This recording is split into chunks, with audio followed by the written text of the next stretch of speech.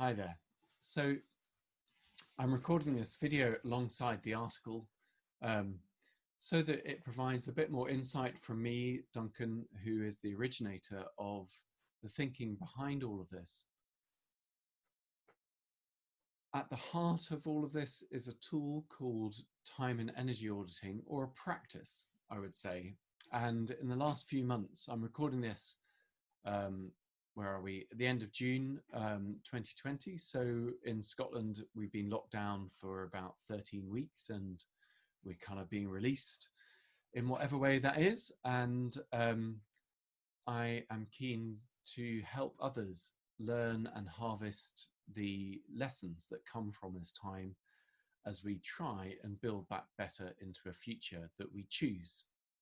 Because we always choose our future. We choose to live adventurously, or we choose not to.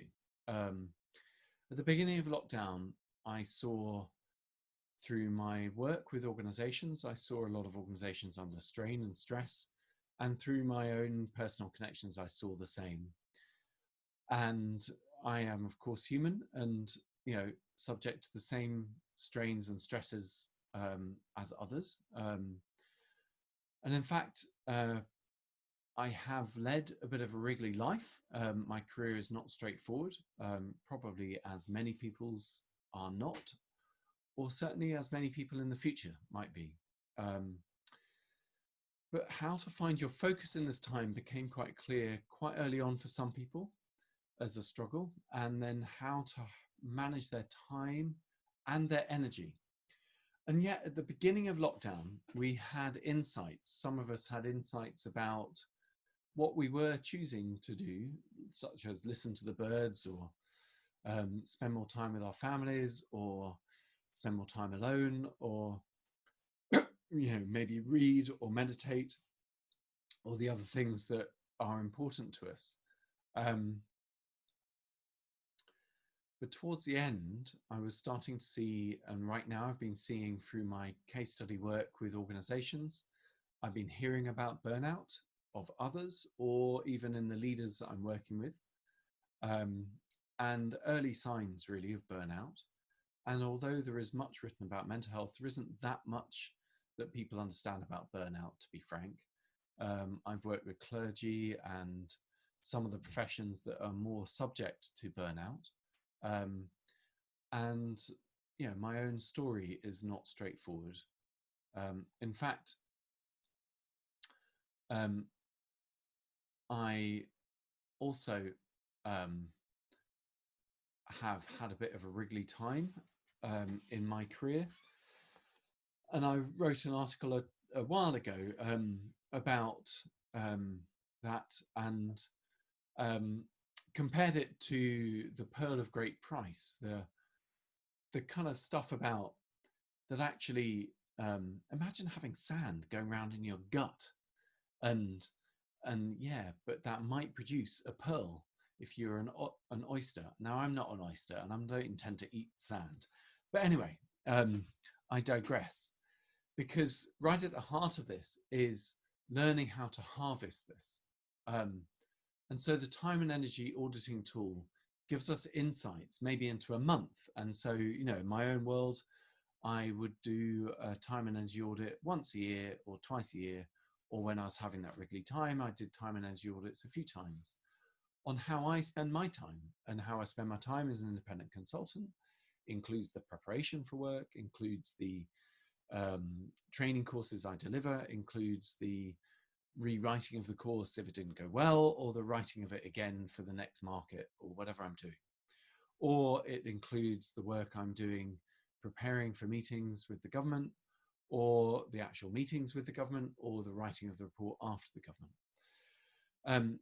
That's my work. It has a rhythm, it has a pace, and it has various things. It has a time where the time is critical, and it has a time when it's less so critical. And it comes in seasons, to be frank. The summer isn't always as busy, certainly as a trainer. My coaching remains steady throughout the year. And of course, there are seasons to the world I do of regulating public appointments, because, the government might be re-electing the parliament, and therefore there might be a short pause on public activity. But meantime, I have a steady income to produce for my family, and that obviously is a serious part of my work. What we don't really do much of is understand this burnout. We can, a lot of independent consultants say, "Oh, you must take the work while it's there, and harvest the work, put it in your bank, and look after yourself, ready for the summer." That might be fine, but I've got a family that isn't left school yet, either primary school or secondary school. Therefore, working more, and I've got a wife who's a psychotherapist. Therefore, working more than 40 hours is not a good idea in my household. And that's been the case for a long time. And I know what triggers me to be in the panic zone.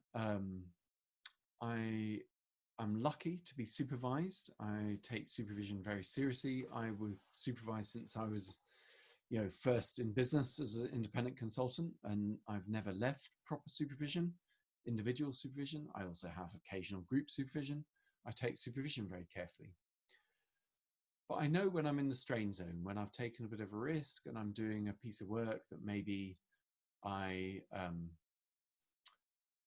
going to regret a few months later, or I've put together a team to do a long-term piece of consultancy and I've been let down, maybe by team members, maybe by the client. The consultancy assignment has changed and therefore I'm left holding a bit of a mess, trying to tell the organization what needs to happen to make this better. But it might not be my remit or my gift to support the organization to a better place.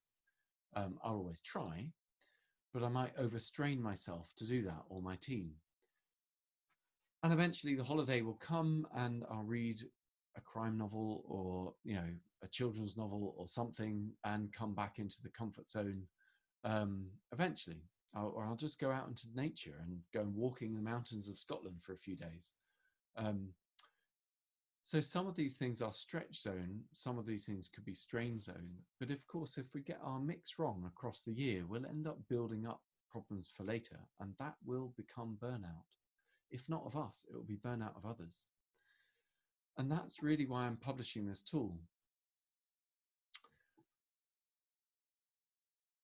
Within that, you can see the kind of questions that you need to ask yourself, and they're not as simple as we might think across any one year. But I really want to pose the question to you of, what do you hope you didn't lose from lockdown? What do you hope your company gained from that period? What do you hope you actually have learned? Because a lot of us don't learn very well. And I'm including myself in that. It's taken me a while to learn some of the lessons I've learned.